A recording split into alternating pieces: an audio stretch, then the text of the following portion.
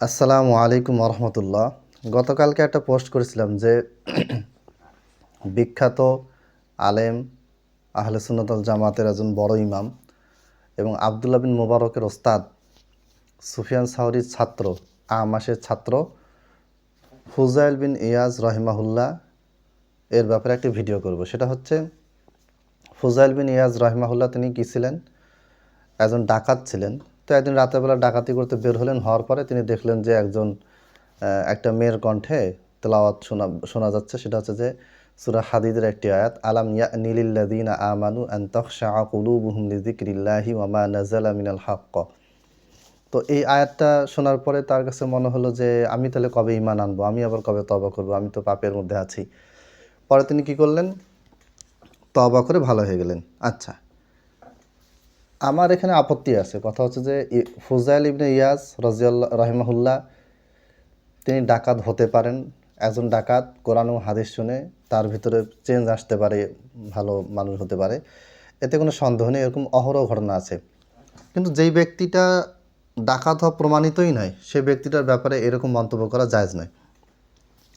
আমি সবগুলি বর্ণনার ভিতরে 3টি বর্ণনা পেয়েছি, সবচেয়ে গ্রহণযোগ্য বর্ণনা সনদ, সেগুলো আমি আপনাদেরকে শোনাচ্ছি। একটা আছে তারিখে দিমাশক, হাফেজ ইবনে আসাকির রহিমাহুল্লাহ, যেটা তারিখে ইবনে আসাকির নামেও পরিচিত। এটা 48 খণ্ডে 383 পৃষ্ঠা একটি বর্ণনা আছে। সেখানে সনদটা আছে এইভাবে যে আখবারানা আবুল কাসিম জাহির বিন তাহির আম্বা আনা আবু বাকরিন আল বাইহাকিউ আম্বা আনা আবু আব্দুর রহমান আসুলামি। এরপরে আরও সনদ দেওয়া আছে এবং লাস্টে ঘটনাটা দেওয়া আছে। এইখানে যে আরও রাবি আছে আবু আব্দুর রহমান আসুলামি। আবু আব্দুর রহমান আসুলামি তিনি কি করতেন? খতিব বাগদাদি রহিমাহুল্লাহ তার সম্পর্কে বলেছেন, রাবি নাম্বার 666, যে কল আলী মুহাম্মদ ইবনু ইউসুফা আন নাইসাবুরি আল কত্তান কানা সুলামিয়ু গায়রা সিকাতিন ওয়া কানা ইয়াদাউ লি সুফিয়াতি। অর্থাৎ এই আব্দুর রহমান আসুলামি তিনি গায়রু সিকা মানে সেকা রাবি নন, নির্ভরযোগ্য রাবি নন। ওয়া কানা ইয়াদাউ লি সুফিয়াতি, সুফিদের পক্ষে তিনি বিভিন্ন ঘটনা হাদিস বানাতেন, জাল হাদিস বানাতেন। তাহলে যেই ব্যক্তি জাল হাদিস বানাতো, যে ব্যক্তি নির্ভরযোগ্য নয়, সেই ব্যক্তির বর্ণিত ঘটনা আমরা কখনো বিশ্বাস করতে পারি না। আরেকটা বর্ণনা আছে, সেটা হচ্ছে হাফেজ জাহাবি রহিমাহুল্লাহ একই কথা উল্লেখ করেছেন। হাফেজ জাহাবি রহিমাহুল্লাহ বলেছেন যে শাইখুস সুফিয়াতি ওয়া সাহিবু তারিখিহিম, এবারে মুহাদ্দিসদের ব্যাপারে হাফেজ জাহাবি উল্লেখ করেছেন যে তাকাল্লামু ফিহি, মুহাদ্দিসগণ তার ব্যাপারে সমালোচনা করেছেন, মানে আব্দুর রহমান আসুলামির ব্যাপারে সমালোচনা করেছেন। ওয়ালাইসা বিউমদাতিন, আর তিনি উৎকৃষ্ট নন, মানে গ্রহণযোগ্য না, গয়রু সিকা এর সিনোনিম বলতে পারেন। এরপরে খতিব বাগদাদি যে কথাটা বলেছেন একটু আগে আমি বললাম, তারিখে বাগদাদ রাবি নম্বর 666, একই কথা হাফেজ জাহাবিও উল্লেখ করেছেন যে কানা ইয়াদাউল আহাদিস আলী সুফিয়াতি, সুফিদের সমর্থনে তিনি হাদিস সমূহ বানাতেন, জাল করতেন।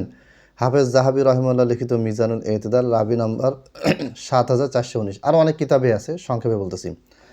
এবার বর্ণনা নাম্বার 2, এটা আছে তারিখে বাগদাদ রাবি নাম্বার বা বর্ণনা নাম্বার 3137। এইখানে যে সনদটা আছে সেটা হচ্ছে আখবরানি আল হাসান বিন আলী বিন মোহাম্মদ আল ওয়াইজ মিন আসলি কিতাবিহি ক্বালা হাদাসনা মুহাম্মদ ইবনে আব্বাস আল খাজ্জাজ ক্বালা হাদাসনা আবু উবাইদ আল কাদি। আচ্ছা, এই সনদের ভিতরে একজন রাবি হচ্ছেন যে হাদাসনা ইব্রাহিম ইবনু আল্লাইসি আর নকশাবি। এই ইব্রাহিম বিন লাইস আর নকশাবি তিনি হচ্ছেন মাজহুল, অজ্ঞাত রাবি, তাকে চেনা যায় না। আবার এখানে আরেকজন রাবি আছে যে ক্বালা আখবরানি রজুলুম মিন জিরানিল ফুদাইল, ফুজাইল বিন ইয়াজের একজন প্রতিবেশী, একজন ব্যক্তি। এটাও কিন্তু অস্পষ্ট, ফুজাইল বিন ইয়াজের কোন প্রতিবেশী ঘটনাটা বলেছে সেটা কিন্তু উল্লেখ নেই। তাহলে এই যে তারিখে বাগদাদে যে সনদটা, এই সনদে দুজন রাবি আছে। এই দুজন রাবি হচ্ছেন মাজহুল, অজ্ঞাত, মুবহাম, অস্পষ্ট, যাদের ব্যাপারে কি স্পষ্ট কোনো বক্তব্য পাওয়া যায় না। একজন হচ্ছেন ইব্রাহিম বিন লাইসি, 2 নম্বর হচ্ছে ফুজাইল বিন ইয়াজের জনৈক প্রতিবেশী। তাহলে এই সনদটা বাতিল, গ্রহণযোগ্য না। এবার আসি 3 নম্বর বর্ণনা, 3 নম্বর সনদ। 3 নম্বর সনদে একজন রাবি আছে যে আবদুল্লাহ বিন হাসান বিন জাহদম, ইবনে জাহদম যাকে বলা হয়, তিনি তার ব্যাপারে কি বলা হয়েছে যে তিনি হচ্ছেন লাইসা বিসি কতিন মুত্তাহামুন বাল মুত্তাহামুন।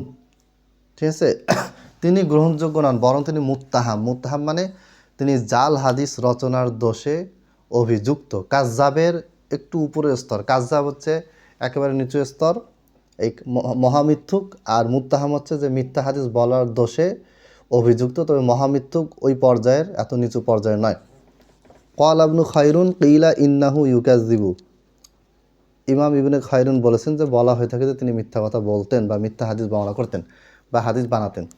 ঠিক আছে, তো তার মানে হাদিস বানাক অথবা হাদিস বানানোর অভিযোগ থাক, যেটা হোক না কেন, যেই রাবির ব্যাপারে যাকে মুত্তাহাম বলা হয়েছে, যে রাবিকে মুত্তাহাম বলা হয়েছে যে এই রাবি বিভিন্ন হাদিস তৈরি করে, ঘটনা তৈরি করে, এই রকম অভিযোগ যদি থাকে তাহলে সেই রাবি কিন্তু বাতিল, তার হাদিস বর্ণনা বাতিল হয়ে থাকে। ঠিক আছে, এরপরে আরেকজন রাবি সর্বশেষ, সেটা হচ্ছে যে হাদ্দাসানা আব্দুল্লাহ ইবনু আহমদ আবনি আব্দিস সালাম ক্বালা সামিআতু আলী ইবনা সালামাত আবনি আলী ইবনা সালামা। আচ্ছা, আলী বিন সালামা যিনি, তার ব্যাপারে হাফেজ জাহাবি বলেছেন যে মা আরফতু, আমি তাকে চিনি না, তাকে জানি না। তার মানে ইনিও কি মাজুল রাবি। তাহলে এখানে 3 নম্বর বর্ণনা আব্দুল্লাহ বিন হাসান বিন জাহদম, তার মৃত্যু হওয়ার অভিযোগ আছে। আর 2 নম্বরে ওই একই সনদে আরেকজন রাবি আছে আলী বিন সালামা, তিনি মাজহুল, অজ্ঞাত। অতএব এই 3টা সনদের অবস্থায় বর্ণনা করলাম, এর বাইরেও আরও সনদ থাকতে পারে, আমি ওইভাবে সময় দিতে পারিনি। তবে মোট কথা হচ্ছে এই ঘটনাটা অপ্রমাণিত, মিথ্যা ভিত্তিহীন। আল্লাহ আমাদেরকে সঠিক জ্ঞান দান করুন, আমিন। আসসালামু আলাইকুম রহমতুল্লাহ।